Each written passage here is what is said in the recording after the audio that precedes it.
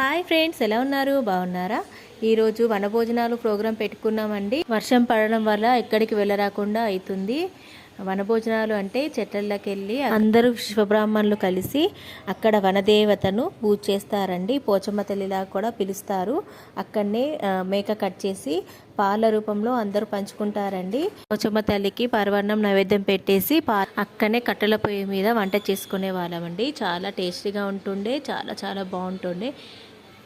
అందరు లేడీస్ కలిసి గేమ్స్ ఆడేవాళ్ళమండి. చాలా బాగుంటుండే. అసలు చిన్నప్పటి జ్ఞాపకాలన్నీ గుర్తుకొస్తుండేయండి. ఈసారి మిస్ అయిపోయాము. ఇంట్లోనే చేసుకుందామని ఫిక్స్ అయిపోయామండి. అది అక్కడ నుంచే తీసుకొచ్చుకొని ఇంట్లోనే చేసుకుంటున్నాము. ఈరోజు మా ఇంట్లో స్పెషల్ వేడి వేడి పూరీలు, మటన్ కర్రీ, వేడి చికెన్, వేడి వేడి అప్పాలు. వీటిని కారప్పాలు అంటారు, కట్టప్పాలు కూడా అంటారండి. వేడి వేడి అన్నము. ఈ వీడియో కనుక నచ్చినట్లయితే లైక్ చేయండి.